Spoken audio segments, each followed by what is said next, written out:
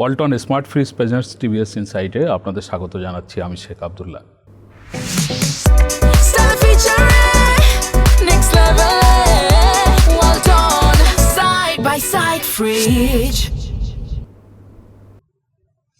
প্রিয় দর্শক, আমরা আজ কথা বলবো বর্তমান সরকার আগামী নির্বাচিত সরকারের জন্য কী ধরনের অর্থনৈতিক চাপ রেখে যাচ্ছে সেটি নিয়ে। আপনারা জানেন যে এই সরকার দায়িত্ব নেওয়ার পরে বেশ কিছু কাজ করেছে বা কিছু নীতিগত সিদ্ধান্ত নিয়েছে, যার প্রেক্ষিতে সরকারের ব্যয় বৃদ্ধি হবে বা বৃদ্ধির শুরু হয়েছে বলা যেতে পারে।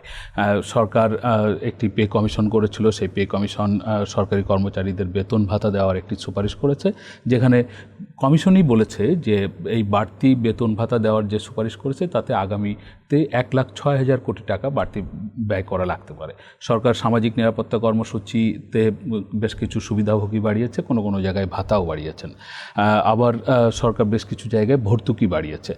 সরকার কিছু মামলা করার মতো সিদ্ধান্ত নিয়েছে, যে সমস্ত জায়গায় সরকারের অনেক ব্যয় করারও প্রয়োজনীয়তা দেখা দিবে। এই ধরনের কিছু অর্থনৈতিক চাপ সৃষ্টি হবে নতুন সরকার যারা দায়িত্ব নেবে তাদের ক্ষেত্রে। সেইগুলো কোথায় কী ধরনের ব্যয় হতে পারে বা সেই চাপটি আগামী সরকারের নেওয়ার সক্ষমতা রয়েছে কিনা, সেইগুলো নিয়ে টিভিএসে আজ লিড নিউজ প্রকাশিত হয়েছে। নিউজটি করেছেন টিভিএসের চিফ রিপোর্টার আবুল কাসেম।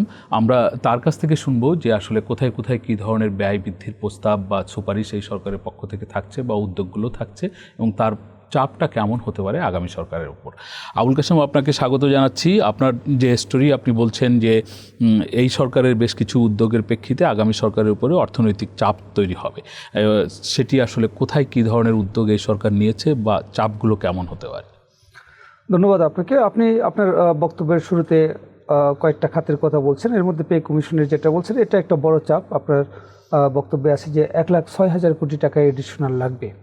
তো এখন হচ্ছে আপনার সরকারি চাকরিজীবীদের বেতন ভাতায় প্রায় 85,000-87,000 কোটি টাকা, ধরেন যে 90,000 কোটি টাকা, এবং যদি আরও 1 লাখ কোটি টাকা এডিশনাল লাগে 1,90,000 কোটি টাকা। এটা হচ্ছে আমাদের সরকার টোটাল যে রেভিনিউ আর্নিং করে আমাদের এনবিআর এর মাধ্যমে তার প্রায় কিন্তু অর্ধেক। তো যদি হচ্ছে আমরা এই বেতন ভাতাটা হচ্ছে 2 লাখ কোটি টাকা যদি সরকারের বেতন ভাতায় চলে যায়, এর বাইরে হচ্ছে আপনার পেনশন আছে। আপনি জানেন যে যখন হচ্ছে এই সরকারি চাকরিজীবীদের বেতন ভাতা বাড়ে তখন পেনশনারদের পেনশনের পরিমাণও সরকার থেকে বাড়ানো হয়। প্লাস হলো যে সরকারি চাকরিজীবীদের বাইরে সরকারের আরও বিভিন্ন প্রতিষ্ঠান আছে যারা এই পে স্কেলের আন্ডারে বেতন পায়, যেমন ব্যাংকগুলি আছে, আমাদের রাষ্ট্রায়ত্ত ব্যাংক, আর্থিক প্রতিষ্ঠান, পাবলিক ইউনিভার্সিটি, এই ধরনের আরও অনেক এমপিভুক্ত শিক্ষক। ফলে এটা একটা বিপুল একটা বার্ডেন এখানে তৈরি হচ্ছে। এর সাথে যদি আপনি যোগ করেন যে সরকার যে হলো ঋণের সুদ পরিশোধ করে, দেশি এবং বিদেশি ঋণ, সেটা যোগ করলে কিন্তু আর হচ্ছে আমাদের যে রেভিনিউর বাকি অংশ থাকে তাদের সোশ্যাল সেফটি নেটটাই হবে না এখন আমাদের যে রেভিনিউ ইনকাম। তো ফলে হচ্ছে যে আমার সোশ্যাল সেফটি নেট, রাজনৈতিক দলগুলি এখন অনেক রকমের প্রতিশ্রুতি দিচ্ছে তারা সরকারে আসলে এগুলি করবে। তো সেগুলি করতে হলে যে এডিশনাল টাকা লাগবে, প্লাস হচ্ছে যে আমার যে উন্নয়ন কর্মকাণ্ড যেটা পরিচালনা করতে হবে সেসব টাকা তাহলে কোথা থেকে আসবে। এক হলো যে তাহলে সরকারকে রেভিনিউ বাড়াইতে হবে, কিন্তু রেভিনিউ তো চাইলে রাতারাতি বাড়ানো সম্ভব না। রেভিনিউ বাড়াতে হলে দেশে ব্যবসা বিনিয়োগটা সেই পরিমাণ বাড়তে হবে যেটার কোনো লক্ষণ নেই। এবং ব্যবসায়ীরা বলছেন যে একটা নির্বাচন হলেই যে দেশে বিনিয়োগের পরিবেশ তৈরি হয়ে যাবে তা না। যদি নির্বাচনের পরে রাজনৈতিক পরিবেশ স্থিতিশীল থাকে তারপরেও ব্যবসায়ীরা অন্তত 6 মাস সময় অপেক্ষা করবে বিনিয়োগের জন্য। আর বাংলাদেশে রাজনৈতিক স্থিতিশীলতা আসবে কিনা এটা নিয়ে হচ্ছে রাজনৈতিক বিশ্লেষকদের একটা সন্দেহ আছে, যেহেতু বড় একটি রাজনৈতিক দল আওয়ামী লীগ এবং তাদের যে অ্যালায়েন্সের মধ্যে শুধু জাতীয় পার্টি নির্বাচনে অংশ নিচ্ছে, বাকি যে 14 দলের যে বাকি দলগুলো আওয়ামী লীগ সহ কেউ কিন্তু নির্বাচনে অংশ নিচ্ছে না। ফলে রাজনৈতিক স্থিতিশীলতা আসলে কতটা আসবে সেটা নিয়ে একটা সংশয় রয়েছে। আপনি যেগুলি বলছেন এর বাইরে সরকার হচ্ছে এমপিভুক্ত শিক্ষকদের বেতন বাড়ি ভাড়া ভাতা ইত্যাদি বাড়িয়েছে এবং বিপুল সংখ্যক শিক্ষককে এমপিভুক্ত করেছে। সর্বশেষ যে বাড়ি ভাড়া ভাতা যেটা নির্ধারণ করলো আন্দোলনের মুখে, সেখানে আমরা দেখলাম যে সরকার হচ্ছে পুরাটা এখন ইমপ্লিমেন্ট করতে পারছে না। তারা এখন কিছু অংশ দিচ্ছে, বাকি অংশ 1 জুলাই থেকে দেবে বলে তারা অর্ডার ইস্যু করছে। 1 জুলাই থেকে কিন্তু নতুন সরকার থাকবে, সেই সরকার কোথা থেকে দিবে আর সেই বিবেচনা তারা না করে তারা হচ্ছে এটা পরবর্তী সরকারের জন্য রেখে যাচ্ছে। এই সরকার হচ্ছে আপনার 5টা ইসলামী ব্যাংক, যেটা হচ্ছে লিকুইডিটেশন করে একটা সম্মিলিত ইসলামী ব্যাংক করছে, সেখানে এই আমানতকারীদের টাকা ফেরত দেওয়ার একটা বিরাট একটা বার্ডেন আছে। এখন বলতেছে যে 2 লাখ টাকা করে দিবে, সেটা হচ্ছে ব্যাংক ইন্স্যুরেন্সের টাকা বা সরকার থেকে কিছু দেবে, কিন্তু এর পরবর্তী যে টাকাগুলি সেই টাকা আসলে কোথা থেকে এই ব্যাংকটি গঠন করার জন্য তো ইতিমধ্যে 20,000 কোটি টাকা বাজেট থেকে দেওয়া হয়েছে। বাজেট থেকে 20,000 কোটি টাকা দেওয়া হয়েছে, কিন্তু এটা তো প্রয়োজনের তুলনায় আসলে কিছুই না। প্রয়োজনের তুলনায় এই 5টা ব্যাংকে তো ডিপোজিটরদের হচ্ছে কয়েক লাখ কোটি টাকা আছে, তো সেখানে 20,000 কোটি টাকা কিছু না। এবং এই 5টা ব্যাংকের কিন্তু ম্যাক্সিমাম টাকা হচ্ছে লুট হয়েছে, পাচার হয়েছে, ফলে ঋণ থেকে আদায় করে ডিপোজিটরদের টাকা ফেরত দেওয়া যাবে, সেক্ষেত্রে কিন্তু বড় ধরনের কোনো সফলতা আসবে বলে আমাদের মনে হয় না। এবং কোনো ব্যাংকার এবং কি বাংলাদেশ ব্যাংক থেকেও কিন্তু এরকম তারাও কোনো আশার বাণী দেখাতে পারছে না যে ঋণ যেগুলি বিতরণ হয়েছে বা যেগুলি লুট হয়েছে সেগুলো ফেরত এনে আমানতকারীদের দেওয়া হবে, সেরকম কোনো সম্ভাবনা নেই। কিন্তু আমরা দেখলাম যে গত মঙ্গলবার মাননীয় অর্থ উপদেষ্টা উনি একটা ব্রিফিংয়ে সাংবাদিকদের বললেন যে পে স্কেলের জন্য বাজেটে টাকা উনি রেখে গেছেন বা রেখে যাচ্ছেন। এই যে উনি টাকা রেখে যাওয়ার কথা বলছেন, এটা আসলে মানে কি বাস্তব নাকি আসলে উনি কোনো মানে একটা কিছু বলার দরকার এরকম বললেন আর কি ব্যাপারটা? দেখেন, যে অর্থ উপদেষ্টার সাথে এই বিষয়ে আমারও এর আগে কথা হয়েছে। উনি যেটা তখন বলছিলেন যে তখন ওনাদের প্ল্যান ছিল যে এই পে স্কেল ওনারা হচ্ছে এপ্রিল মে থেকে কার্যকর করবেন। তো এপ্রিল মে থেকে যদি কার্যকর করে তাহলে হচ্ছে আপনার জুন পর্যন্ত এই অর্থ বছর, তো এই অর্থ বছরে যে যদি মে থেকে কার্যকর করে তাহলে মে এবং জুন এই 2 মাসের বেতন হচ্ছে নতুন পে স্কেল অনুযায়ী হবে। তাহলে যে এডিশনাল যে টাকাটা লাগবে সেটা তারা এই রিভাইজ বাজেটে সেটা হচ্ছে সংস্থান রাখবে। এখন সরকারের টাকা তো আসলে হিসাবের বিষয়। অর্থ উপদেষ্টা চাইলে হিসাব করে রেখে যেতে পারে, কিন্তু বাস্তবে তো সেই টাকাটা থাকতে হবে। সরকার যদি মনে করে যে এডিপিতে আমি যে বরাদ্দ এবার বাজেটে যা রাখছিল তো সংশোধিততে আরও কমাই ফেলছে, এবং কাগজে কলমে ওটা যদি আরও কমায় হচ্ছে 1.5 লাখ কোটি টাকায় নিয়ে আসে, তো তাহলে ওখানে 50,000 কোটি টাকা সে সাশ্রয় করে সে বেতন ভাতায় দিতে পারে।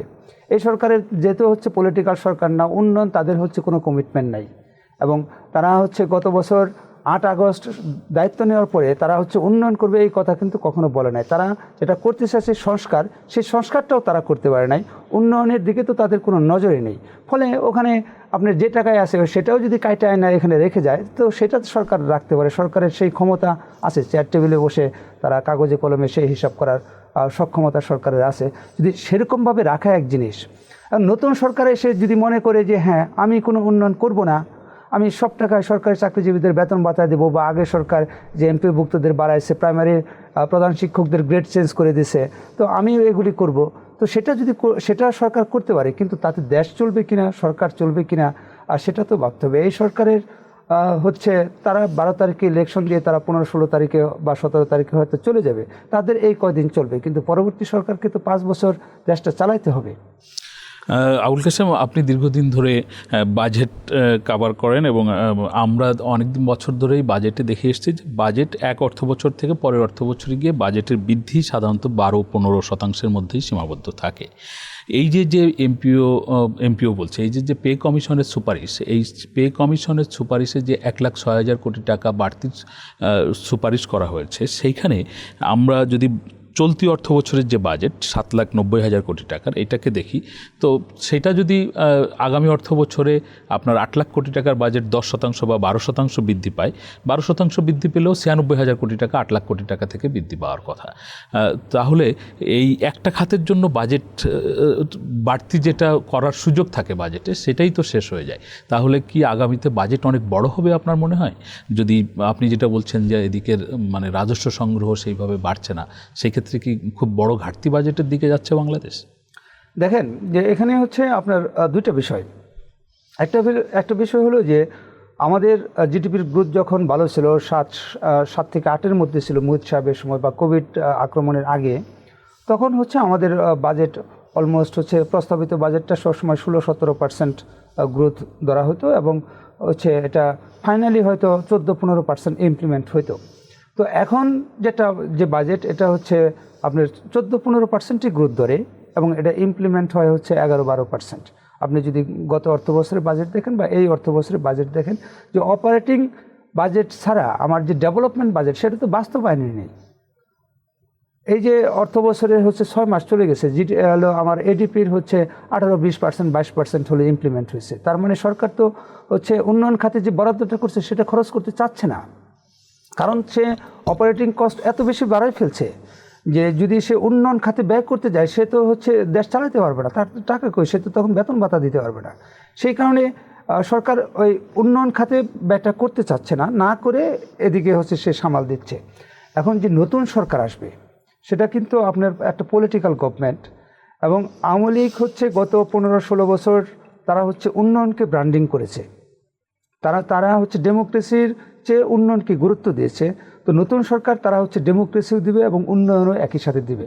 কারণ আমাদের মতো একটা দরিদ্র দেশে বা ডেভেলপিং কান্ট্রিতে আপনি শুধু ডেমোক্রেসি দিলেই হচ্ছে মানুষের পেট চলবে না, সেখানে হচ্ছে ডেভেলপমেন্ট মাস্ট লাগবে। কারণ এই দেশে আপনার বিনিয়োগ দরকার, কর্মসংস্থান দরকার, হিউজ গণবসতিপূর্ণ দেশ। তো যদি এই কর্মসংস্থান আপনি করতে চান, আপনার হচ্ছে লজিস্টিক্স সেক্টরে, ইনফ্রাস্ট্রাকচার সেক্টরে ডেভেলপমেন্ট আনতে হলে আপনার ডেভেলপমেন্ট বাজেট বাড়াইতে হবে। তো সরকার যদি ডেভেলপমেন্ট বাজেট বাড়াইতে চায় পরবর্তী সরকার, কিন্তু অপারেটিং কস্ট তো সে কাট করতে পারবে না।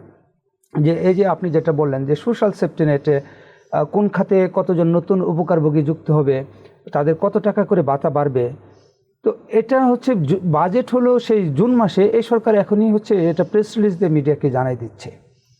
এটা হচ্ছে বাংলাদেশের ইতিহাসে কখনোই কোনো বাজেটে এটা হয় না। আমরা অনেক পুরানো অর্থনীতিবিদদের সাথে কথা বলেছি, এটা হচ্ছে যে আগামী সরকারের জন্য একটা বাড়তি প্রেশার। এবং এই সরকার যেহেতু তারা সংস্কারের কথা বলে কোনো সংস্কার করতে পারে নাই, কার্যত কোনো সংস্কার করতে পারে নাই, ফলে এই সরকারের হচ্ছে পপুলারিটি এখন একদম কমে গেছে।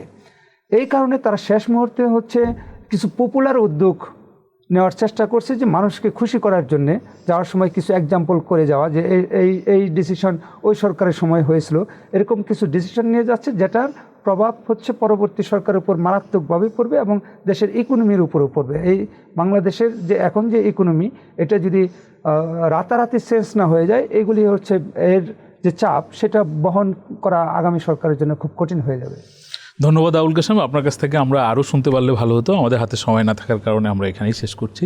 প্রিয় দর্শক, আমরা জনাব আবুল কাশেমের কাছ থেকে শুনলাম যে আগামী সরকারের উপরে অর্থনৈতিক চাপ কী ধরনের হতে পারে বর্তমান সরকারের যে সমস্ত প্রেসক্রিপশন রয়েছে সেগুলো বাস্তবায়ন করতে গেলে। আমরা চাই সরকার অবশ্যই উন্নয়ন কর্মকাণ্ড করবে, যেটি আবুল কাশেম বলছিলেন যে উন্নয়ন ব্যয় সরকার না করলে কর্মসংস্থান হবে না, বা আমাদের মতো দেশের জন্য উন্নয়ন ব্যয় জরুরিও, আমরা সেটি প্রত্যাশা করি। এবং সেক্ষেত্রে সরকার যে প্রয়োজনীয় রাজস্ব আহরণ সেটিও সরকার করবে। নিশ্চয়ই সরকার বড় কোনো ঘাটতির দিকে বা ঋণের কোনো ফাঁদে দেশকে ফেলবে সেটি আমরা প্রত্যাশা করি না। আমাদের আলোচনা আপনাদের ভালো লাগলে আপনারা শেয়ার করবেন, লাইক করবেন, আমাদের সঙ্গে থাকবেন। সকলকে ধন্যবাদ।